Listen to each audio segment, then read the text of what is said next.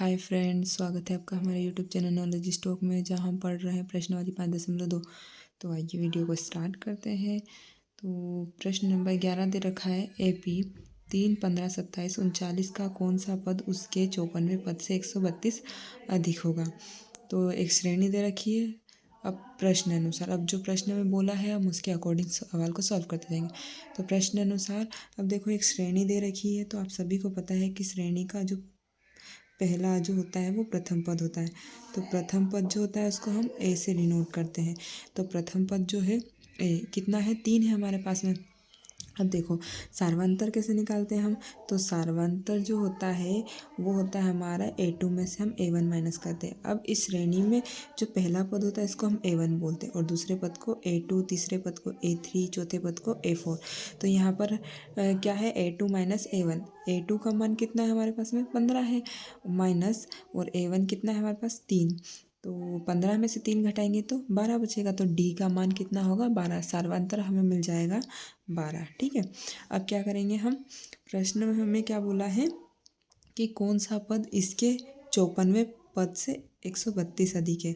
तो क्या होगा, AN माइनस A54, मतलब 54वें पद से कितना अधिक है, 132। अब आप सभी को पता है AN का फॉर्मूला क्या होता है, A plus N minus 1 into D, यही होता है। तो हम यहाँ यही फॉर्मूला लगाएंगे। अब देखो, A का मान कितना रखा हमने, 3, प्लस वैसा का वैसा।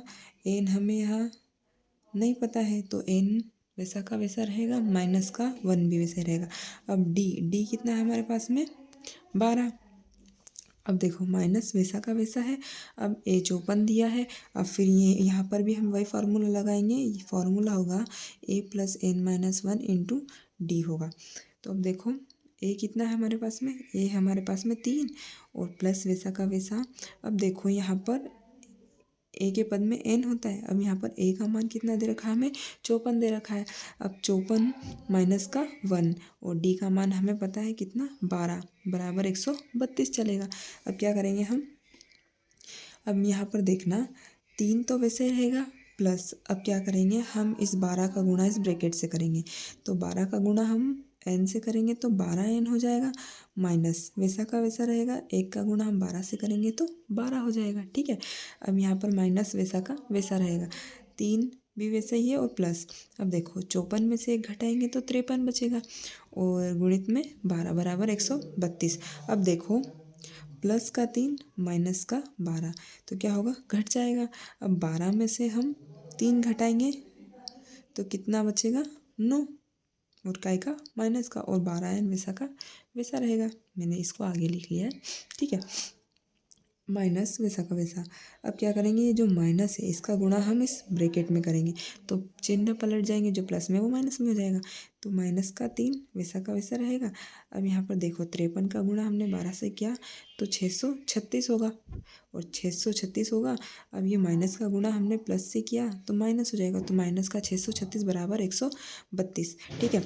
अब 12n वैसे ही रहेगा। अब क्या करेंगे हम, माइनस का 9 और माइनस का 3, इन दोनों को जोड़ देंगे तो माइनस का 12 हो जाएगा, माइनस का 636 बराबर 132।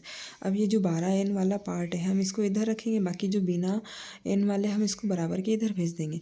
तो ये हो जाएगा 132, और ये माइनस के हैं तो ये इधर जाके प्लस के हो जाएंगे, तो प्लस का 12 प्लस का 636, तो 12n वैसे ही रहेगा। अब 132 में हम 12 जोड़ेंगे और उसमें 636 जोड़ देंगे तो 780 हो जाएगा।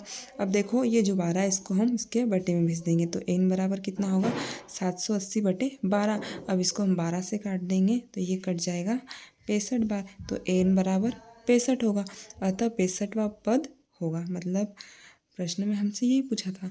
तो आई होप आपको हमारा वीडियो समझ में होगा। प्लीज़ हमारे चैनल को सब्सक्राइब करें। Thanks for watching. Bye bye friends.